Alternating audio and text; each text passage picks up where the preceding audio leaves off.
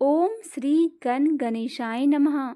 आज हम सुनेंगे आश्विन माह के कृष्ण पक्ष में होने वाले गणेश चतुर्थी व्रत की कथा। व्रत कथा सुनने या पढ़ने से गणेश व्रत पूर्ण माना जाता है। बिना कथा पाठ के व्रत अधूरा रहता है। गणेश जी को विघ्नहर्ता कहा गया है, इसीलिए कथा का पाठ से जीवन के सभी अवरोध, कष्ट और संकट दूर हो जाते हैं।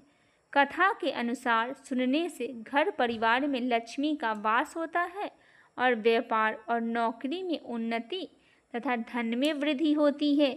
आइए सुनते हैं गणेश चतुर्थी में सुने जाने वाली श्री गणेश जी महाराज की पौराणिक कथा। कथा पसंद आए तो चैनल को सब्सक्राइब, वीडियो को लाइक और शेयर अवश्य करें और कमेंट में गणेश जी महाराज की जय अवश्य लिखें। आइए कथा की शुरुआत करते हैं। भगवान शिव ने कहा, आप सभी इस कथा का ध्यान पूर्वक श्रवण करिए। भाद्रपद शुक्ल पक्ष के चतुर्थी को गणेश जी के इस शुभ फलदायक व्रत का पालन करना चाहिए। पूर्ण भक्ति भाव से इस व्रत का पालन करने वाले मनुष्य समस्त कष्टों से मुक्त हो जाते हैं। यह व्रत सघन वन में प्रतिकूल परिस्थितियों में, न्यायिक विवादों में और कचहरी आदि से संबंधित कार्य में सफलता प्रदान करवाता है। गणेश जी को यह व्रत अत्यंत प्रिय है। सनत कुमार जी ने जिज्ञासा प्रकट की, हे भगवान, पूर्व काल में किसने इस व्रत का पालन किया था? भूलोक पर यह व्रत किस प्रकार प्रचलित हुआ? कृपया विस्तार पूर्वक वर्णन करिए। भगवान शिव ने कहा, सर्वप्रथम इस व्रत का पालन श्री कृष्ण ने उस समय किया था जब उस पर चोरी का मिथ्या आरोप लगा था।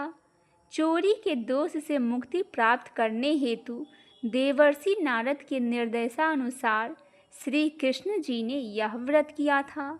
सनत कुमार ने पूछा, हे प्रभु, भगवान कृष्ण तो स्वयं सृष्टि से सृजन करता, पालन करता एवं संहार करता है, अतः उन पर मिथ्या दोष लगना कैसे संभव है? कृपया करके इससे संबंधित कथा का वर्णन कीजिए। भगवान शिव बोले, पूर्व काल में मगध के राजा जरासंध के बारंबार आक्रमण करने के कारण अपनी प्रजा की रक्षा हेतु भगवान कृष्ण ने सुवर्ण की द्वारिकापुरी की निर्माण करवाया एवं अपनी रानियों, यादवों तथा प्रजा सहित निवास करने लगे।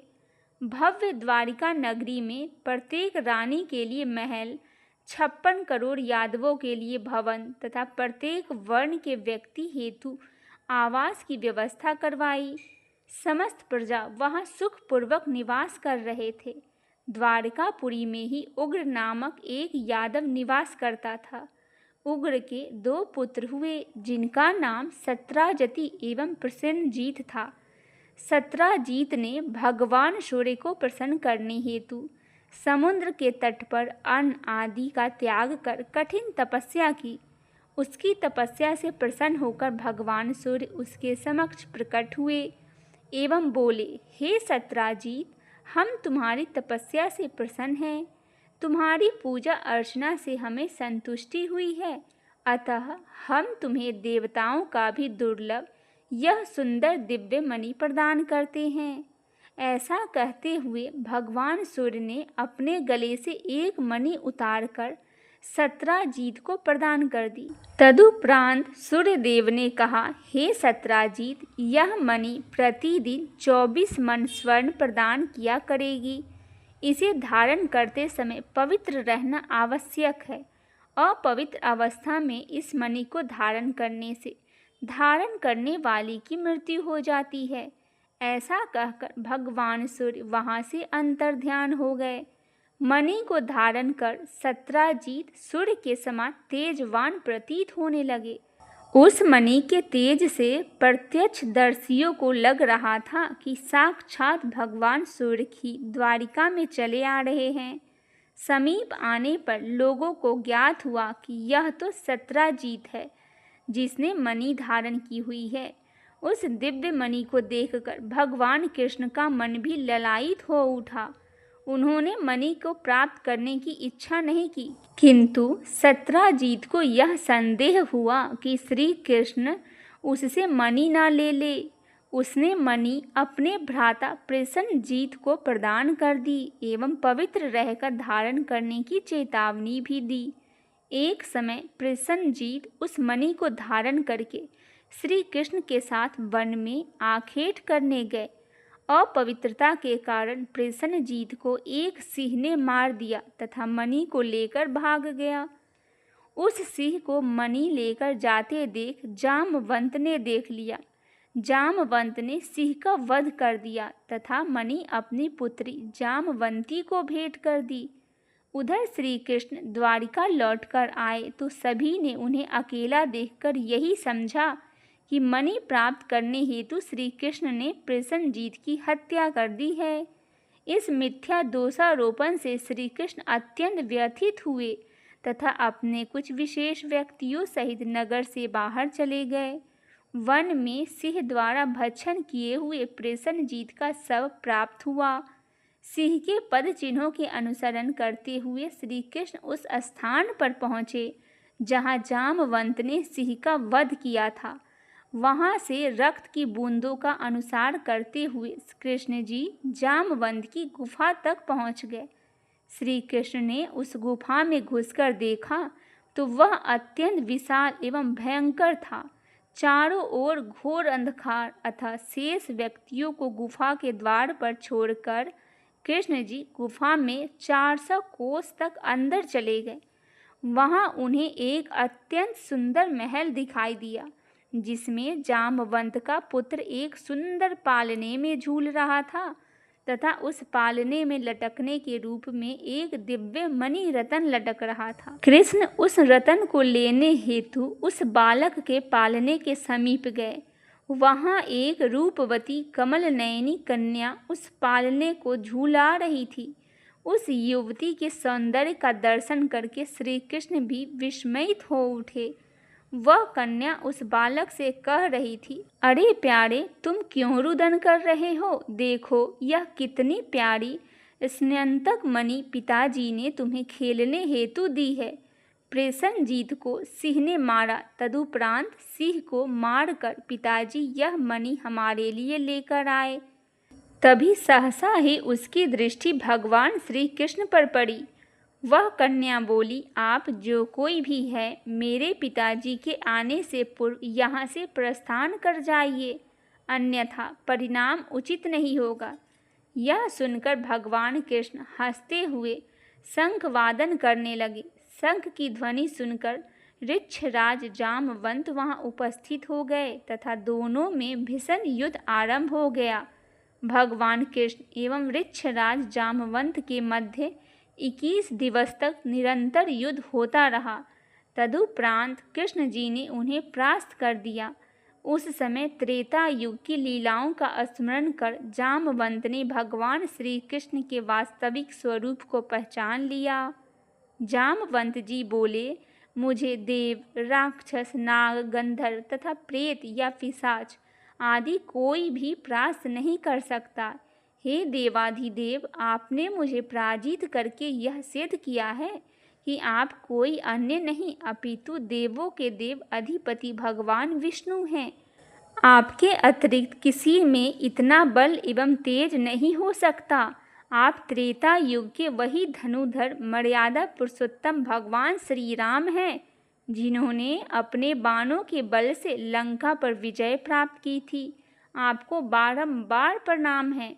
जामवंत द्वारा पहचाने जाने पर श्री कृष्ण ने उनसे कहा, हे जामवंत, इस मणि के कारण मुझे पर चोरी एवं हत्या का मिथ्या आरोप लगा है, अतः मैं मणि को खोजते हुए इस गुफा में आया हूँ। भगवान श्री कृष्ण के वचन सुनकर जामवंत ने अपनी कन्या जामवंती का विवाह श्री कृष्ण जी से कर दिया तथा दहेज में वह मणि भेंट कर दी। जामवंती सहित मणि लेकर भगवान कृष्ण प्रसन्नतापूर्वक द्वारिका लौट आए। श्री कृष्ण यादवों की राज्यसभा में उपस्थित हुए तथा मणि से संबंधित संपूर्ण वृत्तांत विस्तार पूर्वक सभी को सुनाया तथा सभा में उपस्थित सत्राजित को मणि प्रदान कर दी। इस प्रकार भगवान कृष्ण मिथ्या दोष से मुक्त हो गए।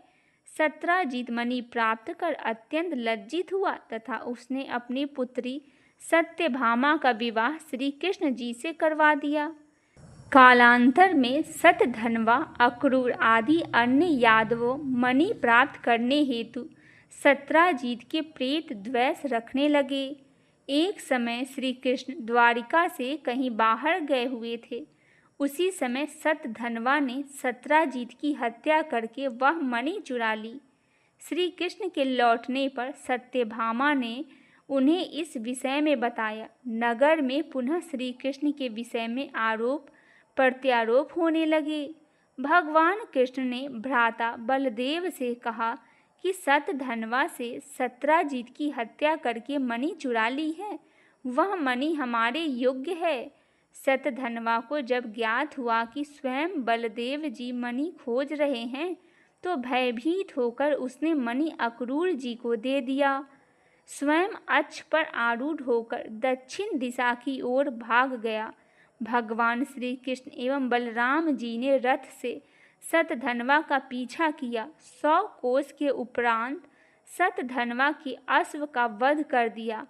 तब वह दौड़ने लगा। श्री कृष्ण ने दौड़कर उसे पकड़ लिया एवं उसका वध कर दिया। कृष्ण ने बलदेव से कहा कि मणि इसके पास नहीं प्राप्त हुई। बलराम जी इस पर क्रोधित हुए तथा कृष्ण जी को कपटी आदि कहकर विदर्भ देश की ओर चले गए। कृष्ण जी रथ पर आरूढ़ होकर द्वारिका लौट आए। वहाँ लोग वही बातें करने लगे कि कृष्ण ने मणि के लोभ में अपने भ्राता बलराम को द्वारिका से निकाल दिया। उधर अक्रूर तीर्थ यात्रा करने हेतु द्वारिका से चल दिया। अक्रूर ने उस मणि से नित्य स्वर्ण प्राप्त करके सभी व्यक्तियों को दक्षिणा आदि प्रदान कर संतुष्ट किया। अक्रूर सदैव शुद्धता पूर्वक उस मणि को धारण करता था। मणि को लेकर वह जहाँ भी जाता वहाँ अकाल एवं आदि व्याधियों का संकट नहीं रहता था। या तो भगवान कृष्ण को सब कुछ ज्ञात था, किंतु मनुष्य रूप में लीला करते हुए वह अत्यंत चिंतित भी हो रहे थे कि मणि के कारण बलदाऊ भैया से मनमुटाव हुआ, नाना प्रकार के आरोप लगे। मैं इस कलंक का निवारण किस प्रकार करूं? श्री कृष्ण इस प्रकार सोच विचार कर ही रहे थे कि वहाँ देवर्षि नारद आ गए। भगवान ने उन्हें नमस्कार कर आदर सत्कार किया तथा आसन प्रदान किया। आसन पर विराजमान होकर देवर्षि नारद ने पूछा, हे भगवान, आपके श्रीमुख पर यह चिंता एवं व्यथा के भाव कैसे हैं? कृपया आप मुझसे संपूर्ण प्रकरण कहिए। भगवान श्री कृष्ण ने कहा, हे देवर्षि नारद, मुझ पर बारंबार मिथ्या दोषारोपण हो रहा है। मुझ पर कोई न कोई कलंक लग रहा है जिससे मुझे अत्यंत खेद हो रहा है। अतः मैं आपकी शरण में हूँ, कृपया मुझे चिंता मुक्त कीजिए। नारद जी ने कहा, हे भगवान, आप पर जो कलंक लग रहा है उसका कारण मुझे ज्ञात है। आपने भादो शुक्ल चतुर्थी को चंद्रमा का दर्शन किया है, इसीलिए आपको बारंबार कलंकित होना पड़ रहा है। श्री कृष्ण ने पूछा, हे मुनिवर, चौथे के चंद्रमा का दर्शन करने से कैसे दोष लगता है, जबकि दूज के चंद्रमा का दर्शन उत्तम फल प्रदान करने वाला माना जाता है। नारद जी ने उत्तर दिया, हे प्रभु, स्वयं गणेश जी ने यह चंद्रदेव को यह श्राप दिया था कि आज के दिन जो लोग भी तुम्हारा दर्शन करेंगे उन्हें समाज में व्यर्थ ही कलंकित होना पड़ेगा। श्री कृष्ण जी बोले, हे मुनि श्रेष्ठ, अमृत वर्षा करने वाले चंद्रमा को गणेश जी श्राप क्यों दिए? आप इस कथा को विस्तार पूर्वक वर्णन कीजिए। नारद जी ने कहा, प्राचीन काल में ब्रह्मा, विष्णु एवं महेश ने गणेश जी को अष्ट सिद्धि तथा नवनिधि की पत्नी के रूप में प्रदान किया। प्रजापति ब्रह्मा ने शास्त्रोक्त विधि से गणेश जी का पूजन करके उन्हें प्रथम स्थान प्रतिष्ठित किया। ब्रह्मा जी ने कहा, हे गज के समान मुख वाले हे गणपति, हे लंबोदर, हे वरदायक, हे संहार करता गणेश जी, जो मनुष्य आपके श्रद्धा एवं भक्ति पूर्वक लड्डू अर्पित करेंगे, पूजन करेंगे, उनकी सभी विघ्न बाधाएं दूर हो जाएंगे तथा उन्हें दुर्लभ सिद्धियां सहज ही प्राप्त हो जाएगी।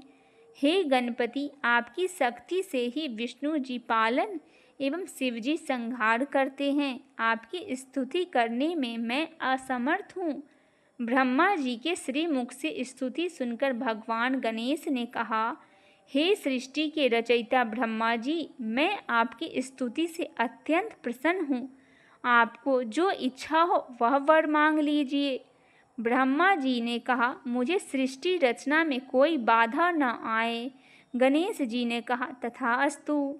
इस प्रकार ब्रह्मा जी को वरदान देकर गणेश जी आकाश मार्ग से चंद्रलोक पहुँच गए। चंद्रमा को अपने रूप एवं सौंदर्य पर अत्यधिक अभिमान था। गणेश जी को सूंड, लंबे कान, मोटा उदर एवं मूषक पर आरूढ़ देखकर चंद्रमा जी हंसने लगे एवं उनके स्वरूप का उपहास करने लगे। उस समय कुपित होकर भगवान गणेश ने चंद्रमा को श्राप दिया कि आज से शुक्ल चतुर्थी के दिन कोई भी व्यक्ति तुम्हारी पापी मुख का दर्शन नहीं करेगा। जो व्यक्ति भूलवश भी तुम्हारे मुख का इस दिन देख लेगा, उस पर अवश्य ही कलंक लगेगा। नारद जी ने कहा, हे कृष्ण, इस भयंकर श्राप को सुनकर संपूर्ण सृष्टि त्राहिमाम करने लगी। चंद्रमा का मुख मलिन हो गया एवं वह जल में प्रवेश कर गए। उसी दिन से चंद्रमा जल में निवास करने लगे। देव ऋषि एवं गंधर्व आदि को इससे अत्यंत दुखी हुआ। इंद्र सहित अन्य देवगण ब्रह्मलोक गए तथा ब्रह्मा जी से कहा, गणेश जी ने चंद्रमा को श्राप दे दिया है, कृपया कोई समाधान दीजिए। ब्रह्मा जी ने कहा, गणेश जी का श्राप अकाट्य है, उसे न मैं तथा न कोई अन्य देवता काट सकता है। अतः आप सभी गणेश जी के शरण में ही जाए। देवताओं ने पूछा, हे ब्रह्मा जी, गणेश जी को किस प्रकार प्रसन्न करने का कोई मार्ग बताने की कृपा करें। ब्रह्मा जी ने कहा, गणेश जी का पूजन कृष्ण चतुर्थी की रात्रि में करना चाहिए। देसी घी के लड्डू, पकवान आदि बनाकर भोग लगाना चाहिए। स्वयं भी हलवा, पूरी, मिष्ठान आदि का भोग लगाकर प्रसाद ग्रहण करना चाहिए। गणेश जी को सुवर्ण निर्मित मूर्ति ब्राह्मण को दान करनी चाहिए तथा यथाशक्ति दक्षिणा प्रदान करनी चाहिए। ब्रह्मा जी से पूजन, व्रत आदि का संपूर्ण विधि ज्ञात कर देवताओं ने देव गुरु बृहस्पति को चंद्रमा के पास भेजा। उन्होंने ब्रह्मा जी द्वारा वर्णित गणेश पूजन की विधि चंद्रमा को बताई। चंद्रमा ने पूर्ण विधि विधान से भगवान गणेश का पूजन एवं व्रत किया। परिणाम स्वरूप भगवान गणेश प्रसन्न हुए एवं चंद्रमा के समक्ष प्रकट हो गए। गणेश जी को अपने सम्मुख साक्षात देखकर चंद्रमा जी उनकी स्तुति करने लगे। चंद्रमा ने कहा, हे प्रभु, आप सर्वव्यापी एवं अंतर्यामी हैं। हे लंबोदर, हे वक्रतुंड, मैंने अभिमानवश अपना उपहास किया था। उस अशिष्ट व्यवहार के लिए मैं आपसे क्षमा याचना करता हूँ। प्रसन्न होकर मुझ पर कृपा करिए। चंद्रदेव की इस प्रकार स्तुति करने पर गणेश जी हंसे एवं मेघों के समान गर्जन करते हुए बोले, हे चंद्र, मैं तुमसे अत्यंत प्रसन्न हूँ, मांगो तुम्हें क्या वरदान चाहिए। चंद्रमा ने कहा, हे गणेश्वर, सभी पूर्व के भांति मेरा दर्शन एवं सम्मान करने लगे तथा आपकी कृपा से मेरे समस्त पाप नष्ट हो जाए, ऐसा करने की कृपा करें। गणेश जी बोले, हे चंद्रदेव, मैं तुम्हें इसके अतिरिक्त कोई अन्य वरदान दे सकता हूँ, किंतु यह नहीं। गणेश जी के श्रीमुख से इन वचनों को सुनकर ब्रह्मादि देवतागण भी भयभीत हो गए तथा प्रार्थना करने लगे। देवतागण गणेश जी से निवेदन करते हुए बोले, हे गजानन, कृपया करके आप चंद्रमा को श्राप मुक्त कर दे। हम सभी आपसे यह वर प्रदान करने की प्रार्थना करते हैं। आप ब्रह्मा जी की महानता का विचार करते हुए चंद्रमा को श्राप मुक्त करने की कृपा करें। देवताओं की प्रार्थना सुनकर गणेश जी ने सम्मान पूर्वक कहा कि आप सभी मेरे भक्तगण हैं, अतः मैं आपको मनोवांछित वरदान प्रदान करता हूँ। जो मनुष्य भाद्रपद शुक्ल पक्ष के चतुर्थी को चंद्र दर्शन करेंगे उन्हें मिथ्या कलंक तो अवश्य लगेगा, यह निश्चित है, किंतु माह के आरंभ में शुक्ल पक्ष के द्वितीया के दिन जो मनुष्य प्रति माह निरंतर तुम्हारा दर्शन करते रहेंगे उन्हें भादो सुदी चौथ के चंद्र दर्शन का मिथ्या दोष नहीं लगेगा, किंतु दूज के चंद्र दर्शन न करने वाले जो भाद्र शुक्ल चतुर्थी को तुम्हारा दर्शन करेंगे उन्हें 1 वर्ष के अंदर मिथ्या कलंक भोगना पड़ेगा। नारद जी ने कहा, हे नंदन नंद, उसी समय से द्वितीया के दिन सभी आदर सहित चंद्रमा के दर्शन करने लगे। गणेश जी ने स्वयं दूज के चंद्र दर्शन करने वाले की विशेषता का वर्णन किया है। तदुपरांत चंद्रमा ने गणेश जी से पुनः प्रश्न किया, हे गणपति, यदि भूलवश ऐसा हो जाए तो आप कृपा करके प्रसन्न होंगे, कृपया आप बतलाइए।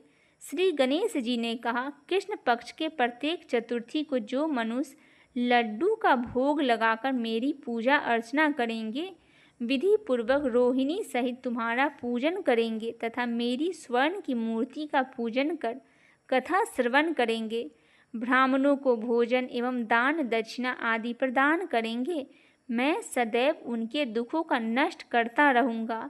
यदि सुवर्ण की मूर्ति बनवाने का समर्थ न हो तो मिट्टी की सुंदर मूर्ति बनवावे तथा विभिन्न प्रकार के सुगंधित पुष्पों से मेरा पूजन करे। तदुपरांत प्रसन्नता पूर्वक ब्राह्मण को भोजन कराकर तथा विधि पूर्वक भोजन करके कथा श्रवण करे। नर्मोक्त विधि द्वारा मूर्ति ब्राह्मण को समर्पित करे। सर्वप्रथम प्रार्थना करे, हे गणपति जी, आप हमारे इस दान से प्रसन्न हो तथा सदैव प्रतिक्षण हे प्रभु आप हमारे समस्त कार्य को निर्विघ्न रूप से पूर्ण करें। आप हमें मान सम्मान उन्नति धन संपत्ति तथा पुत्र पौत्र आदि प्रदान करें। हमारे कुल में सदैव योग्य गुणी एवं आपके भक्त पुत्र उत्पन्न हो। तदुपरांत ब्राह्मण को दान करे। लड्डू खीर मालपुआ आदि मिष्ठान से ब्राह्मण को भोजन करवाए, तदंतर स्वयं भोजन करे। जो इस प्रकार व्रत का पालन एवं पूजन करेंगे, मैं उनको सदैव प्रत्येक क्षेत्र में विजय, कार्य में सफलता, धन धान्य एवं संतान सुख प्रदान करता रहूँगा। इस प्रकार कहकर गणेश जी अंतर ध्यान हो गए। नारद जी ने कहा, हे श्री कृष्ण, आप भी इस व्रत का पालन कीजिए। इस व्रत के प्रभाव से आप कलंक मुक्त हो जाएंगे। तब श्री कृष्ण ने देवर्षि नारद के निर्देशानुसार व्रत एवं अनुष्ठान किया, जिसके प्रभाव से श्री कृष्ण पर लगा मिथ्या कलंक मिट गया। नारद जी कहते हैं, जो स्मंतक मणि की कथा को श्रवण कर तथा चंद्रमा की कथा सुनेंगे, उन्हें भाद्रपद शुक्ल चतुर्थी के दिन चंद्रमा के दर्शन का दोष नहीं लगेगा। मानसिक समस्या अथवा संशय उत्पन्न होने पर अथवा भूलवश भाद्रपद शुक्ल चतुर्थी का दर्शन हो जाने पर इस कथा का पाठ एवं श्रवण अवश्य करना चाहिए। श्री कृष्ण ने भगवान गणेश का व्रत एवं पूजन करके उन्हें प्रसन्न किया था। मनुष्यों पर भी किसी प्रकार का संकट आने पर इस व्रत को करने से उस संकट का निवारण हो जाता है तथा सभी मनोरथ सिद्ध हो जाते हैं। संकट नाशक एवं विघ्न विनाशक भगवान गणेश को प्रसन्न होने से संसार में समस्त पदार्थों की प्राप्ति सरलता से हो जाती है। इति श्री चतुर्थी व्रत कथा संपूर्ण हुआ। बोलिए श्री गणेश जी महाराज की जय हो। श्री कृष्ण कन्हैया की जय हो। चंद्र देवता की जय हो।